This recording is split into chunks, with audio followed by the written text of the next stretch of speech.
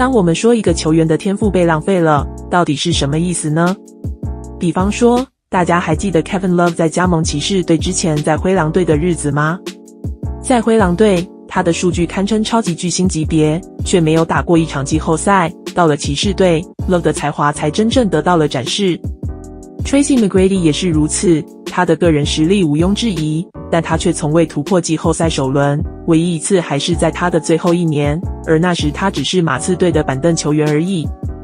也许说他们的天赋被浪费了是有点严重，但不可否认的是，这些球星在拥有出色个人能力的同时，在季后赛舞台上却未能留下更深刻的印记，甚至有些球员几乎没打过季后赛。那么，是什么原因导致了这些球星的生涯轨迹如此相似呢？大家好，我是康彻，今天我们将深入探讨这些球员的故事，一起来揭开近些年 NBA 一些最令人惋惜的球员生涯。从2014年到2018年 ，DeMarcus Cousins 场均26分、12个篮板、4次助攻，连续4年被选入全明星赛。在那个中锋位置相对薄弱的时代，他曾是联盟最佳中锋，甚至有几个赛季得分排名前5。然而，在国王队的6年内，他从未进过季后赛，即使到了鹈鹕队，与 Anthony Davis 组成全联盟最豪华的常人阵容，鹈鹕队也在他受伤后才打进季后赛。那是一次毁灭性的跟腱伤势，在那之后 ，Cousins 再也无法恢复。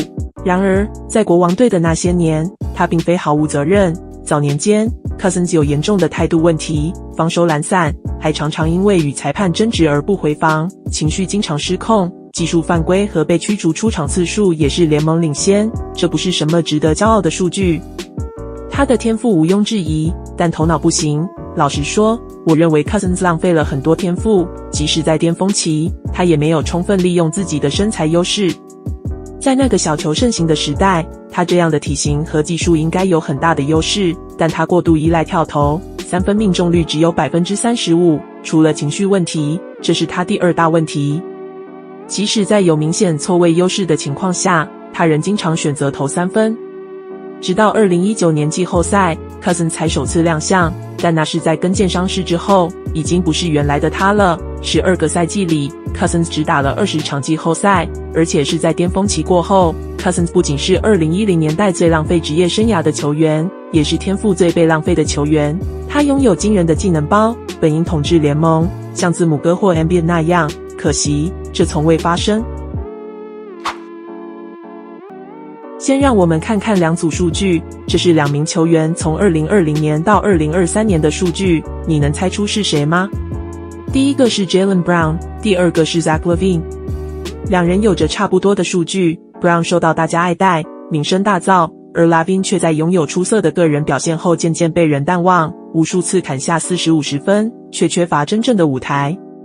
虽然曾经遭遇了严重的脚踝伤势，未来充满不确定性，但现在 LaVine 将职业生涯巅峰期浪费在了公牛队，一支只能勉强进季后赛的球队。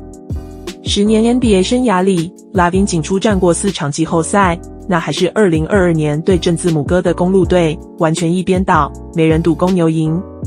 如果 LaVine 在当时有出色表现，或许他在球迷的心中地位会更高，但是他没有，他表现非常平庸。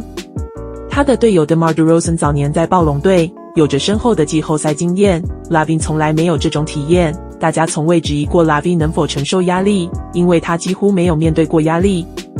如果他能在一支更好的球队拥有更多季后赛经验，他的人气会更高，甚至被认为是这一代最出色的后卫之一。他拥有超级巨星的一切特质，惊人的运动能力，华丽的运球，夸张的弹跳能力和稳定的3分，球迷应该爱他这样的球员。他还是个可塑性极强的代言好手，从未惹上麻烦。效力于芝加哥这样的人气球队， LaVine 的知名度应该更高，但履历上缺乏季后赛经验限制了球迷对他的认可。虽然 LaVine 对球队的状况感到沮丧，也表示过不能继续输球，但他从未要求交易，这是好也是坏。一方面，他避免了负面新闻；另一方面，或许他对胜利的渴望并不算强烈，毕竟他已经签下了2亿美金的大合约，可能对现状感到满意，季后赛的雄心退居其次了。又是芝加哥公牛队的球员上榜了，这次是 Nikola Vucevic， 不过我们要回顾的是他在魔术队的那些年。光看数据， Vucevic 完全有资格成为联盟顶级的中锋，稳定的15分10篮板，加上出色的传球视野，大家都记得 Jokic 和 Gordon 那些精妙的空接， Vucevic 也曾做过一样的事，虽然视野不如 Jokic， 但他的传球能力在中锋当中已经相当出众了。Vucevic 是在2012年经由交易来到魔术队的，他是著名 Dwight Howard 交易当中的一部分，这笔交易为魔术带来3个首轮签，以及一名叫 Vucevic 的新秀中锋。他很快在魔术站稳脚跟，并成为球队的内线核心。然而，魔术队一直未能打出理想的成绩。在魔术的近10年 ，Vucevic 虽然带队2次进入季后赛，但都止步首轮。更令人惋惜的是，2019年巅峰时期的 Vucevic 在季后赛面对防守出色的 Marc Gasol 遭遇了惨痛失利。Vucevic 也从原本的场均 20.3 分降到 11.1 分，表现远低于预期，最终导致了管理层的大换血。魔术队在2021年送走了 Vucevic， 从而换来了 Wendell Carter 和一个首轮签。首轮签后来成为了 Franz Wagner， 这2位日后都成为了魔术队的主力成员，还在去年带领魔术队进入季后赛。还记得让人抓狂的 Trae Young 吗？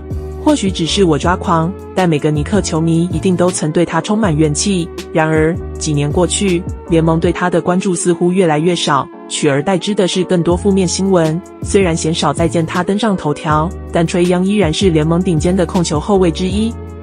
他场均仍能砍下26分和10助攻，表现一如既往。这看似是好事，但也隐藏着危机。老鹰队目前战绩徘徊在联盟中游，季后赛希望渺茫。Trae 的好表现也被浪费了，球迷对他的兴趣也因此下滑。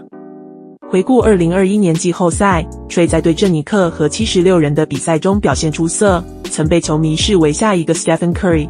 然而，随着时间推移，他的比赛风格逐渐发生变化。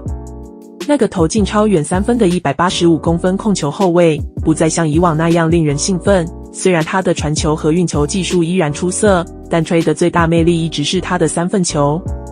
在新秀赛季 ，Trae 曾被拿来与 Stephen Curry 相提并论，但从整个职业生涯的投篮命中率来看，他仅仅是个略高于平均水平的3分射手。身材矮小是限制 Trae 进步的主要原因之一。由于身材劣势 ，Trae 不擅长对抗，上篮次数也较少。2023-24赛季，他只有 12% 的出手是在篮下，命中率更是低于 60%。相比之下 ，Curry、Halliburton 和 SGA 的篮下命中率都高于 65%。为了弥补身材上的不足 ，Trae 只能更多的依赖投篮。随着时间的推移 ，Trae 的打法变得越来越容易预测。尽管如此，他依然是一名出色的进攻球员。他的传球能力常常被低估。更重要的是，老鹰队的现状是一个大问题。老鹰队并非一支强队，当他们交易来 Dejounte Murray 时，本希望他能帮助 Trae 加强防守，成为球队的第2控球后卫，让 Trae 能够更多的打无球。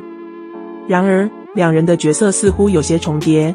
老鹰队的团队传球数在联盟中排名倒数，再加上一些伤病问题，球队的整体表现不佳。Trae 已经很久没有成为焦点了。如果老鹰队想要扭转目前的局面，他们需要做出重大改变。就这样，这些都是现代 NBA 最浪费的天赋。你还能想到其他符合这个影片的例子吗？在留言区告诉我你的想法吧。非常感谢你们的观看。如果你喜欢这个影片，记得按赞、订阅、加分享。我们下次再见。